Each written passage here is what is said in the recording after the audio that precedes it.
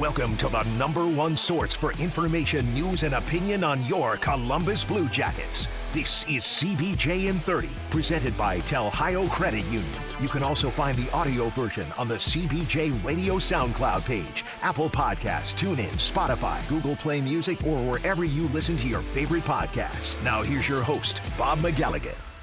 Welcome to another Monday Mailbag edition of CBJ in 30, presented by Telhio Credit Union. Well, it's been kind of a mix of a week, right? The last time that I sat down to do this show, the Blue Jackets had just come up with back-to-back wins in Carolina. Everybody was feeling good. The tone of the questions all changed. Well, what has happened since then? The Blue Jackets dropped 2 at home to Carolina, even though they did get a point in an overtime game. They have arguably their worst game of the season on Saturday in Detroit, and then they finish up that series in Detroit on Sunday. So it's, I don't know, people are not as chipper this week, I would say, as they were last week. And that's okay. There are going to be ups and downs. I think I can put everything into perspective for you, though, really, right from the beginning. Before I get to, I'll save it. I'll save it for the mailbag because I know I have a question that I can give the same thought to that I was going to give to you right now. So I'm going to hold it. That's a tease. Yes, that's a tease. I'm going to hold it, and I'm going to give it to you in just a little bit. But first, I am going to tell you about my great friends over at Telhio Credit Union. You know, at Telhio Credit Union, it was 1934 when they made the mandate that they were going to put their customers above everything else. That was going to be number one, the way they took care of their customers. And they have stayed with that ever since. Long, long time. It is their mantra. It is in their DNA, however you want to say it. That's exactly what it is at Telhio Credit Union. So maybe you are looking for a place to put your money. Maybe you're starting to wonder, can I do better? Well, just go to telhio.org, start to surf around the website, and you'll be able to find out if you can do better by going there. They've got all of their services listed. They've got the perks that go along with the services, their interest rates. It's all right there on the website. If you can't find what you're looking for during normal business hours, there's a live chat option on the right-hand side of the screen. You can click on that, and somebody will pop up on that screen and help to navigate you through. So the question for you is, why keep my money in just a regular bank when I can use a credit union that puts me ahead of everything else? Telhio Credit Union. Find them on the web at telhio.org. All right, let's get to it and find out what's on your mind this week in the Monday Mailbag. And like I said, the mood has changed a little bit, not 100%, but a little bit. And I've got a couple of voice questions here. I think I'm just going to start with that, and we're just going to fire right through and find out what is on your mind as the Blue Jackets are getting set to open a series in Tampa against the defending Stanley Cup champs. Let's see. Here's our first question. Hey, good morning, Bob. Greg in Cleveland here. Okay, 3 things in under 90 seconds. First off, word economy. I couldn't agree more. Nobody wants to hear the preamble to the Constitution when the question is only about who's going to skate tomorrow night. Second thing, Cameron, I love your questions, your opinions, whether I disagree or agree with them. However, if there's one recommendation I may have, it is to stay away from Facebook. That place is a pit of toxicity. The devil lives there. Third and final thing, Bob, last year that you had mentioned goalies and how there's such a surplus of very good goalies in the league, so their value is going to decrease, supply and demand. So with that being said, who do you think is a center out there that is on par in a trade for either Korpisalo or Merzlikins? As you mentioned this summer, one of them could possibly get dealt. So who do you think is a realistic center? And I'm not one of these guys that's like, hey, let's go trade for Sidney Crosby. We're not living in a video game. Let's get realistic, people. So what is your thought on that? Who is a realistic center we could get? Thank you. Well, that is those are good questions, Greg, and thanks for the word economy. I talked about that last week. I talked about saying the same thing with less words. That's where word economy came from.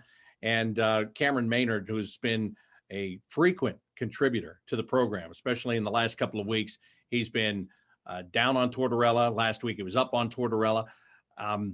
That's in case you're not a regular follower, and you should be. But if you're not, that's what Greg was talking about, Cameron, and getting his information off Facebook. I already busted him on that 2 weeks ago. I don't need to go back into that today. But as far as the center, I like how you said the realistic way of looking at it, the realistic way, because there are different ways to approach that. And I I don't know is the answer to the question because, are you going to go out? You're probably not going to go out and get somebody at the trade deadline. I think things have to change dramatically for you to pull off something big at the trade deadline, if you can pull off something big at the trade deadline. But what I'm going to say is this, Greg. Yeah, a Sidney Crosby thing, that's ridiculous, okay? But there is another guy that is out there and could be available that I don't know if it's out of the realm of possibility. And I've got some more questions about this, so stay with me, and we're going to get to it as we continue here. But there is one guy, and I don't know how realistic it is. I don't even know if it would be a good fit for this, but you're asking about guys. The first thing you do, if you're going to talk about it at this time of year, what do? You talk about teams that are not going to make the playoffs. And there are some of them jump right out to you.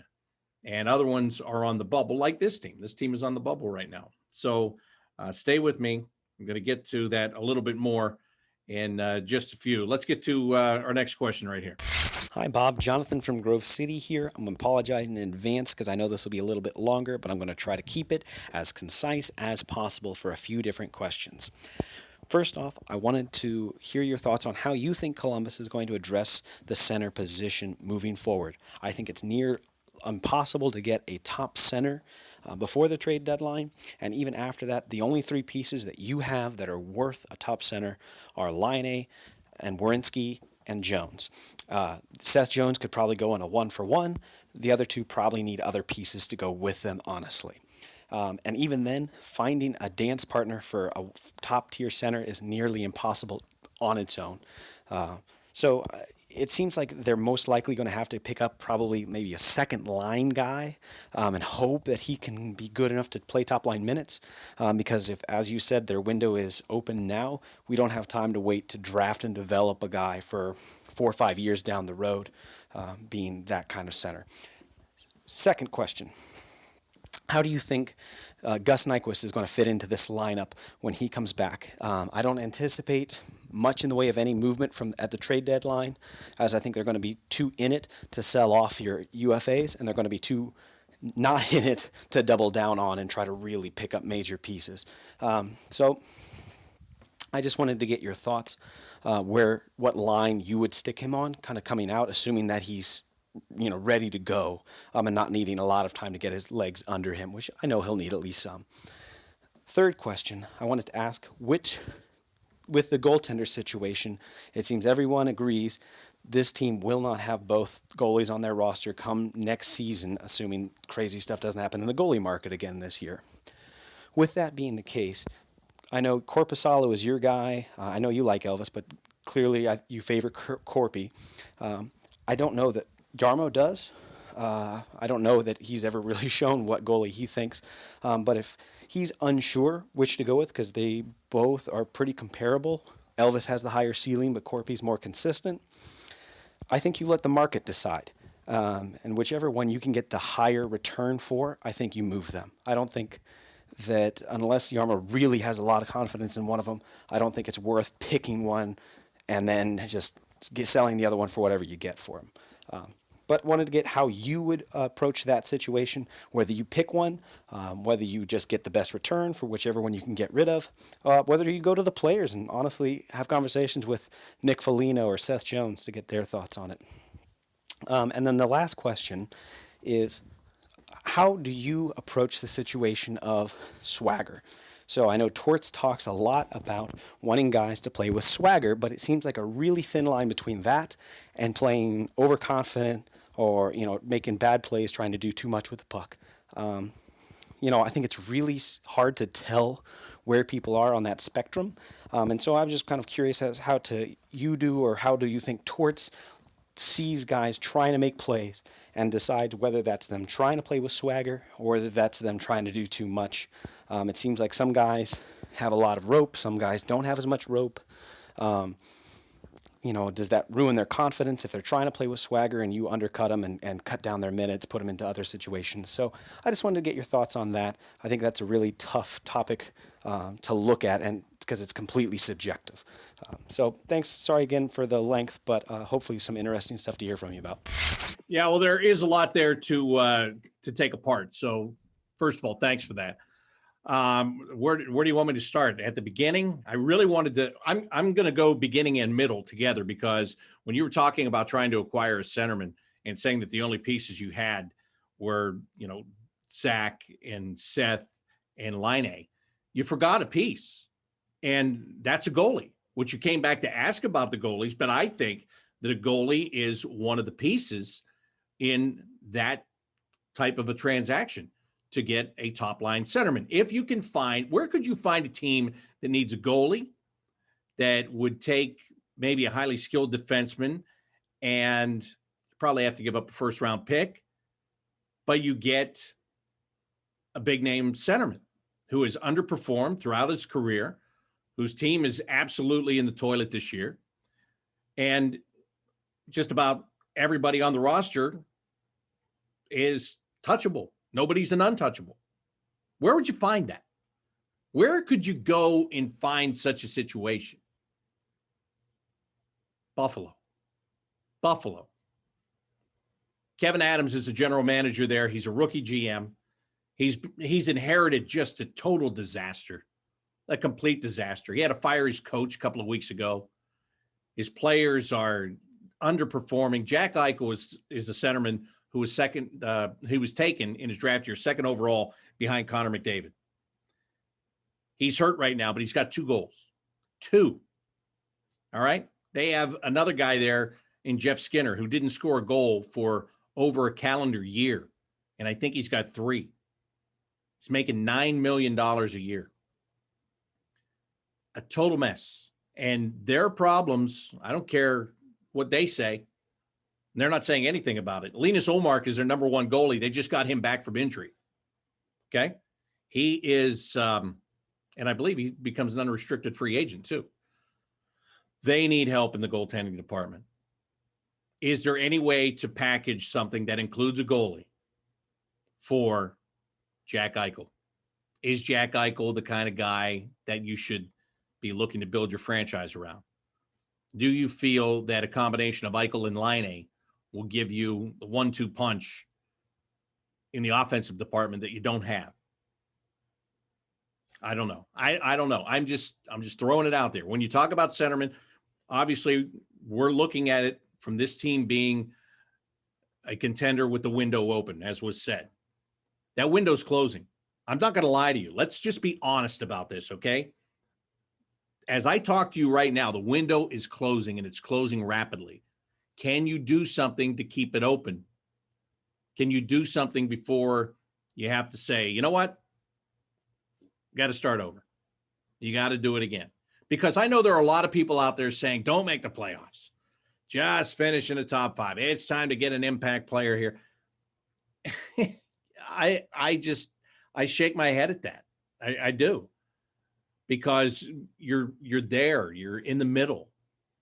Nobody wants to start it over. Do you know what starting it over actually means? Do you know how many years starting over translates into? 7 to 10. Just had that conversation with Ken Daniels from the Red Wings on last Friday's edition of the show. Go look it up. When he's talking about the Red Wings rebuild and how long it was predicted to take, how long it's taking. So for anybody that says, forget it, just scrap it, just start over. Oh, yeah, that's easy to say today. But you do have pieces. You do have Seth Jones. You've got to find out if Seth Jones is going to stay here at the end of his contract. Are you going to build your franchise around Seth Jones? Because if you do, to me, that's a smart move. You want him to be the centerpiece. You want to build around him. You've got some pieces that you can put around him right now. Is Jones going to stay? If he is, what's he going to cost? Can you still afford Werenski? Does he end up being somebody that you have to look to move for financial purposes? Patrick Laine, do you want to keep him around? Saturday, he had exactly 0 shots on goal. Can you believe that? 0. Now, a lot of you love to blame the coach. Well, it's the coach's fault that he's not scoring. It's the coach's fault he's not shooting the puck. It's the coach's. Nobody can get him the puck. Nobody. Okay, I'm sorry. When you are that talented offensively, like he is, how could you possibly go through an entire game without one single shot? I don't get it. I don't get it. And it has been commonplace here. No shots, one shot, two shot. I don't get it. I don't understand. Jody Shelley asked him a couple of weeks ago in media availability where his confidence is. He said 0. That is, again, it's easy to turn and blame the coach. Well, it must be his fault. There's personal responsibility. And this goes to the swagger question. You know, how do you play with swagger? First of all, you don't play with swagger unless you believe in yourself and believe in what you're doing. Now, can you get overconfident with it? Yeah. Do some people need to be knocked down a few pegs? Yeah, they do. But this is a team that is tepid and tentative in many ways. Max Domi is a guy that should be skating with a lot of swagger, I think. And we saw a little bit out of him when he strung together some good games. But then what happens? And he begins to struggle again, and then it goes away. So, you know, to go on the swagger thing, and yeah, it's subjective, as you said. But Jonathan, it's subjective because you either got it or you don't. I mean, the way this team is playing, you can't have it because nobody's playing well to have it. And finally, to address the goalies specifically, like you said, Korpisalo's my guy, and you know who's Yarmo's guy or who's the when you talked about let the league dictate the market, that's probably smart, quite honestly. And I want to clarify too. I mean, Korpisalo has been here longer. He's I've watched his body of work for longer, but I can tell you now after watching Elvis what I like and what I don't like. I like that he's a big personality. I am not sure if he's too big of a personality yet. I'm wrestling with that. I'm wrestling with is he a bigger personality than he is a star in this league? And I don't know if you understand what I mean, but I think you can be a big personality, but you've got to back it up and play really well every single day. And what I struggle with Elvis, I like him. I think he's a great kid. I like his personality. He's very funny, all of those things. So as they say, it's not personal, it's just business. I'll tell you what makes me nervous when he plays. The number of rebounds, his selectiveness in playing a puck and smothering a puck. I don't recall him smothering many pucks. Sometimes you just have to smother the puck and live to fight another battle. And I think sometimes he's very guilty of trying to continue that battle. I can win it. I can win it. I can do this. I'm going to show you I can win this. And then it doesn't happen. Still, Saturday, went behind the net 2 times and got caught and could have been in big trouble trying to play the puck. I don't care if you go behind the net and play the puck. I love it. If you're good at it and you can do it, you can act as a third defenseman, awesome. But when you go back there under bad decisions and then you get caught there and then you get the puck stolen from you, that is an issue with me. And I saw it almost happen 2 times. And I saw it almost happen 2 times in a period where the rest of the team was playing very badly. So they already needed to button it up. And then he's out there trying to do too much. Maybe that's it. He tries to do too much. But I think sometimes he gets this, I'll show you. I'll show you how good I really am. I'll show you how good I can be. And it's not the right situation to do that. Now, that's my personal thoughts. Sticking pucks aside instead of catching them or just diving on them or whatever. You don't have to constantly have the clock turning. Stop it. Let your guys get a breather, get a new line on the ice, whatever it may be. You don't have to make every play with your stick as a goalie. I was talking with Jean-Luc Grandpierre about goalies who play the puck, and he brought up Alex Nedeljkovic, who played for Carolina. And we just saw him over the course. We saw him 3 times in 4 games over a week. And I thought Jean-Luc had a great point in saying the way that he plays it. He's a total riverboat gambler, that guy. But when he picks his spot, he just goes. But I think he picks his spot. I think he's very smart and selective how he picks it. And you know what? If you are playing in front of a goalie that's like that, And if he makes a mistake 1 out of every 6 times, if he's going to do it 5 out of 6 times, you're okay with that. You can handle that. But if it starts to be 1 of 3, 1 of 2, then that's where, you want to tell him, back it down. Come on, just stay in the crease as much as you can and play the puck minimally. Cover it, glove it, whatever it is. So that's what, and again, Elvis, great guy. There are people in this league that say that his potential is higher than Korpisalo. Yeah, okay, I could believe that. But they're kind of doing the same job here right now. But one is a little bit more predictable than the other. So if you're one of those people that thinks that unpredictability is great all the time, then you really like it. If you're one that would like to see a little bit more safe play in the crease, then you don't like it. And I guess at times I just want to see a little bit more safe play. If you had a team that could outscore somebody 6-5 every night, big deal. But when you're grinding to win games 2-1 and 2-0, and you can barely make a mistake with the team that you have in front of you, then you need that guy to cut down his mistakes and give you the chance to win those games. Now, don't get me wrong.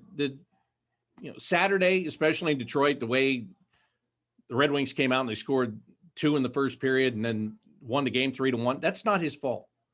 He had zero support. Zero. I'm not blaming him on that. I'm just saying that I did say he almost got caught twice behind the net, and he almost did. Almost, but he didn't. But here's the other thing about goalies, and this is not talked about. It's going to get talked about more starting this week. I will guarantee you this. Daniil Tarasov is here. He is in Cleveland with the Monsters. He has come from Russia. He is ready to make his mark in North America. Now, I'll tell you this. I've heard from not one, but 2 goaltending coaches that this guy has the best potential of the 3 we're talking about. Okay?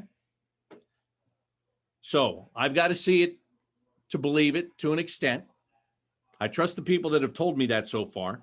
So I'm very much looking forward to his arrival whenever that is. I'm not saying it's going to be this week. I'm not saying it's going to be by the end of this year.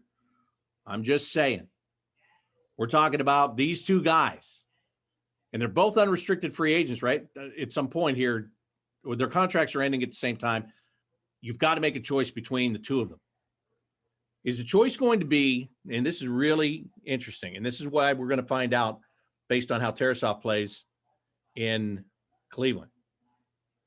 The goalie of the 2 that we're talking about right now, are you selecting your starter or are you selecting your backup for the next guy?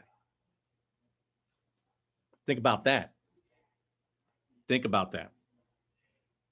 And I don't know. I've got to see him play before I can tell you. I just know he's 6'5" and he gets rave reviews and he's in Cleveland. So Cleveland's a long way from here, but it's not that far from here. Correct? Correct. All right, where are we going to go here?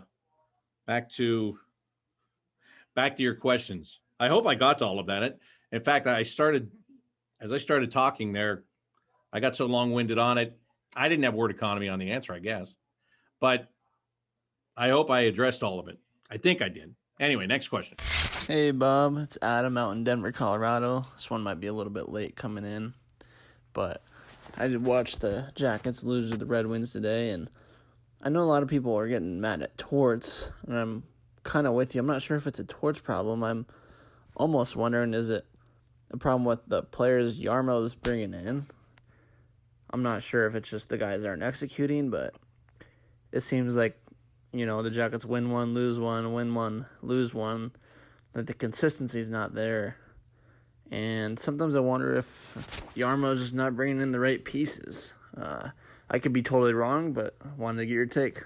Thanks. Well, Adam, good to hear from you. Hope things are going well there in Denver. This one's tough because I just, again, when you look at what was done on the surface, we all thought getting Max Domi was a great deal, didn't we? And we all thought once Dubois wanted out, getting Line was a fantastic thing, right? We all thought that. And if I would have told you getting Roslovic will be the better piece than getting Line, and I'm not saying overall that's it. I'm saying as we sit here today and we're talking about performance right now, right this second. If I would have told you that, would you told me I was crazy?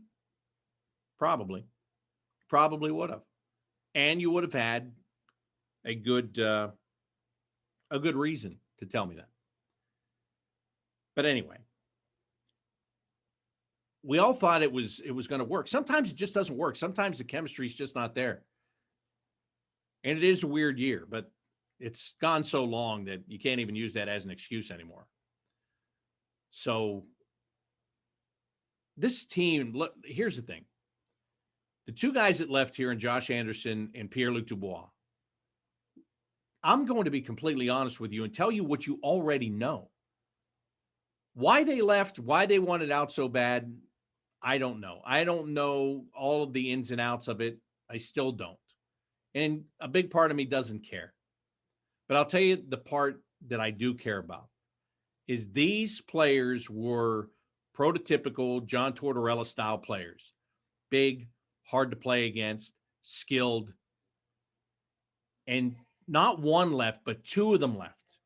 And they got replaced by guys that were, billed as being skilled. They are skilled. They are skilled. They haven't scored as much as they want to or as much as they have in the past, but they're skilled guys, okay? So coming back with skill, but without that other element, that physical element. And that hurts. That hurts.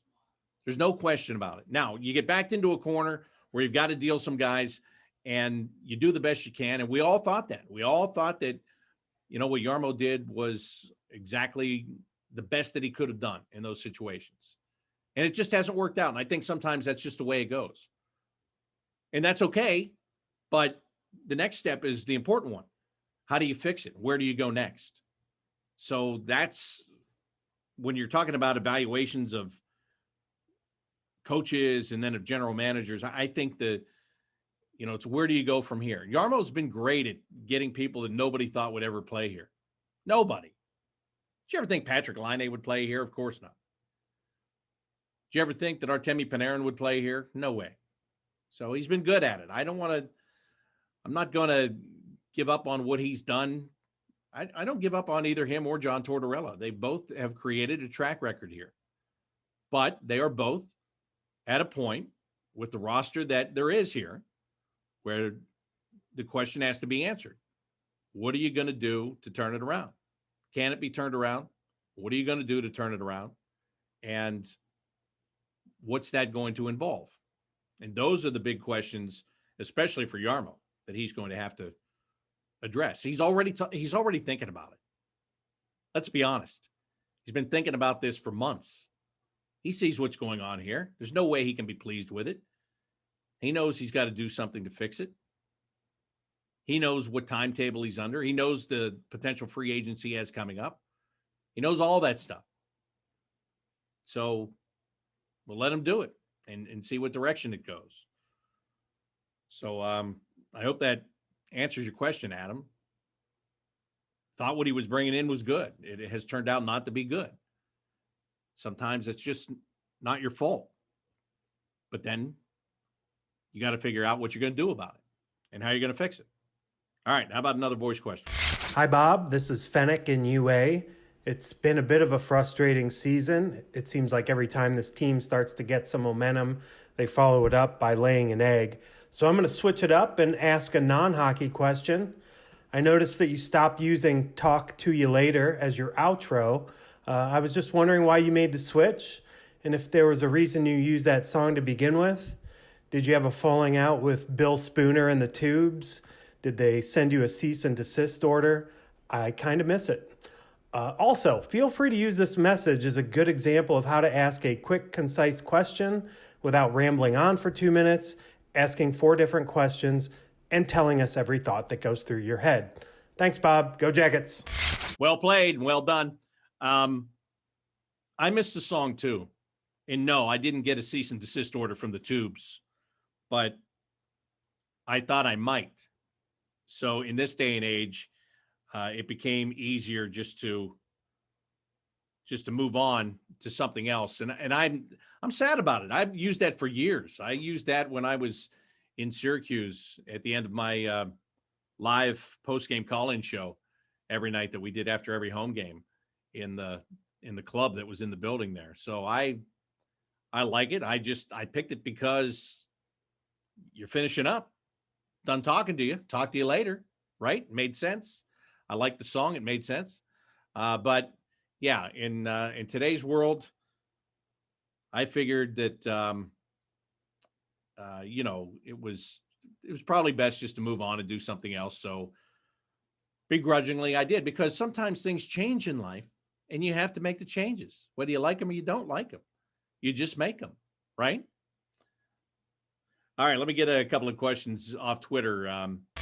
Got Phil Parks here that says, why does John Tortorella favor Michael Del Zotto? He makes too many turnovers. What is he seeing that the rest of us aren't? Is this for real? Where would this team be without Michael Del Zotto right now? A veteran defenseman. They dealt a veteran in Ryan Murray away.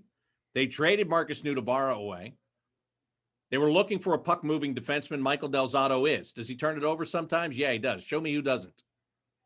Tell me who doesn't. Would you rather have Gabriel Carlson playing more minutes than Michael Del Zotto? Would you rather have Dean Kukin playing more minutes than Michael Del Zotto? Maybe you would. I would not. I like what Michael Del Zotto has brought to this team. I like what he does. To be honest with you, I don't know how much longer you're going to have to worry about how much he's playing, because he's played so well that if the Blue Jackets aren't going to be in playoff contention, that I'm sure there will be a team out there that would be interested in Michael Del Zotto. That's my opinion. So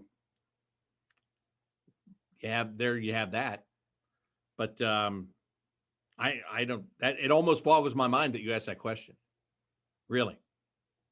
Because I think this team needs more veteran players and less young players.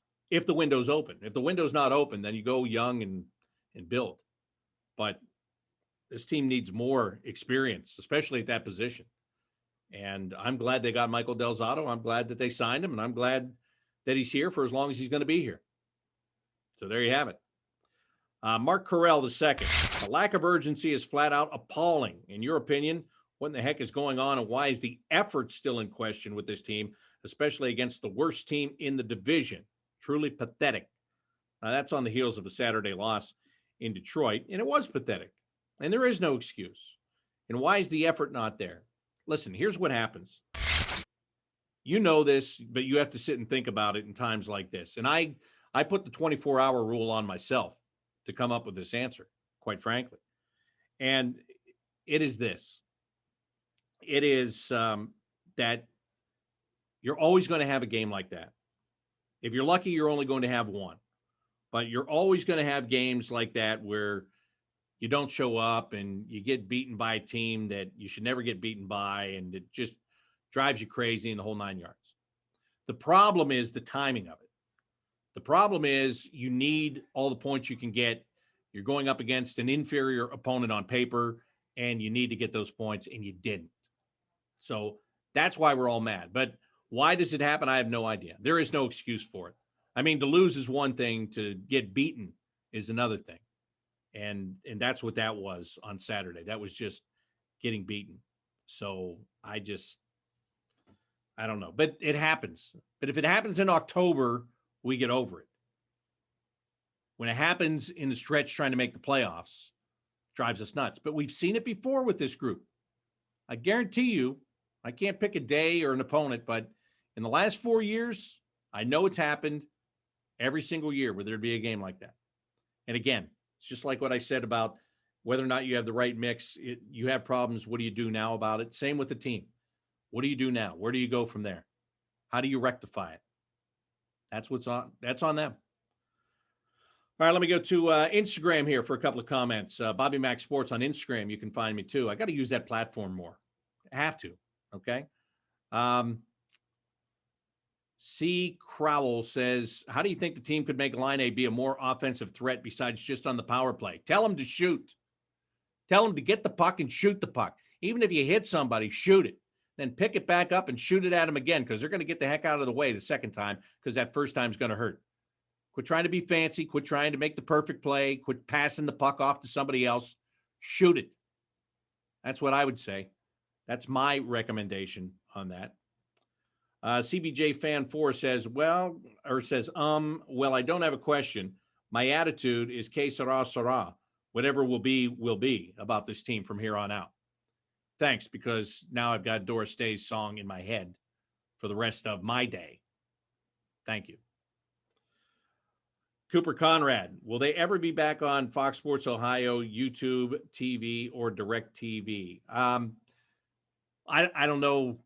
I'm the radio guy, and I don't know the answers to that question, but you do know that Fox Sports Ohio is changing to Bally Sports Ohio coming up at the end of the month. At the end of the month, it's coming up by Thursday. It'll be changed. So, at some point, I don't know when it is, and I don't know the inner workings of all of that.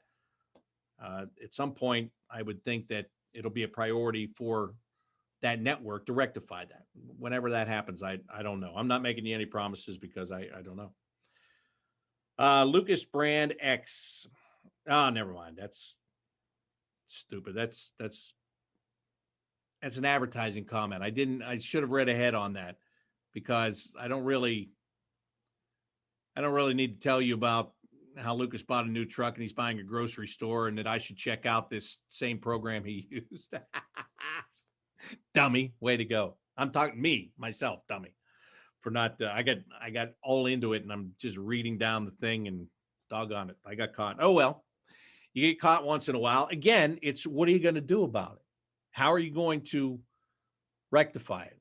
Well, I'm going to rectify it by telling you about Sunday's game and previewing what the Blue Jackets are going to face in Tampa against the Lightning. Well, I'll tell you, before I get to Sunday's recap, I forgot one thing on one of those answers. I was asked about Gus Nyquist and where he might fit back into this lineup when he is healthy and ready to play again. I would put Gus Nyquist anywhere in this lineup, especially for a guy that can find points and can get goals and assists and help this team offensively. He can go anywhere, in my opinion. You can have Patrick Laine on the left side on one line. You can have him on the left side on another line. Is it time to move Domi back to the middle and see if he's going to be able to play there? And, Stenlund, look, you're trying to win. I understand that. But where is this team going at the center position? Is Ryan McInnes really going to be part of it or not? Kevin Stenlund, where does he slot in?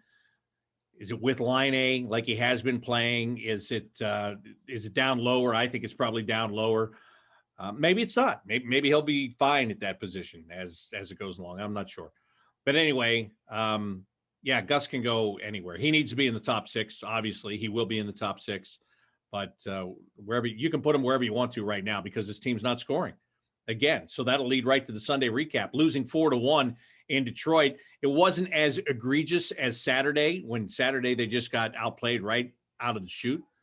But it was nonetheless still frustrating, because they lose again to a team that they shouldn't lose to on paper. You shouldn't lose to the Detroit Red Wings. You should have been able to go in there and get points. Now you come out with absolutely nothing. You've already fallen now into sixth place in the division. You come out of that with nothing, and now you've got to go take on the defending Stanley Cup champs, and then you got to go across the state and take on another good team in the Florida Panthers. So nothing comes easy for this Blue Jackets team, and there's a lot of frustration, and they're going to try to clear it out of their systems in Tampa. And it's I don't even know what to say. I mean, it's to the point where I'm shocked. I'm shocked that they weren't able to come out of there with a split. I'm shocked that they didn't have so much drive from what happened on Saturday to find a way to win on Sunday. It's just, I don't know. It's really frustrating. It's really frustrating. You're frustrated. They're frustrated. I'm frustrated. But frustration's not getting you anywhere. It all goes back to my theme. I guess if I was to name this episode, it would be, what are you going to do now? So what are they going to do now? They're going to go to Tampa. And what are they going to do to get out of this? How are they going to handle the Lightning? We're going to find out. And I don't know what the answer is. I thought that, as I just said, I thought Sunday would be a much better performance than Saturday. It was better. It was better because you weren't getting, run all over for the entire game, but you still lost and you still scored only one goal. I said this at the end of my broadcast. I'll say it again. I used to tell my son this all the time. He used to come home from games like that, 4-1 games. Now, there were 2 empty nets in this one, obviously, but he'd come home and he'd be all upset. And I said, listen, here's one thing you got to remember is whenever your team scores 1 goal, they're asking the goaltender to pitch a shutout every time. And that's unfair, and it's hard to do. And that's what Elvis has been put into that spot in the last 2 games. Pitch a shutout. We can only get 1. And the question is very real. If you could only get 1 against the Red Wings, who had a goalie playing that has not played much in 2 years, if you can't get goals in that situation, what the heck are you going to do against the defending Stanley Cup champs? Now, I've seen this team go into those situations where you think that's it. They can't do anything, and they do something. And that's what I'm hoping for. I'm not going to say expecting it because I don't know what to expect right now. But I'm hoping for them to surprise me and to surprise the Tampa Bay Lightning. So that game, the first game of the 2-game set there, is going to be on Tuesday night at 7 o'clock. Hope you'll join me on the Blue Jackets radio network with pregame coverage starting at 6:30 on Tuesday night. So thanks for your questions. Appreciate it. As always, it's been good to answer your questions. And there are more questions coming, good, bad, or ugly. There's more questions coming. And next week, I'll have a full new batch of them for you. And I look forward to that. I think I look forward to that. No, I do. Look, in these trying times, you've got to have somebody you're looking to find out what you can find out, right? And we all need somebody to talk to is what I'm trying to say. And so we've got each other. We'll do it again next Monday. That's going to do it for today's edition of the Monday Mailbag of CBJ and 30, presented by Telhio Credit Union. Until next time, I'm Bob McElligott saying so long.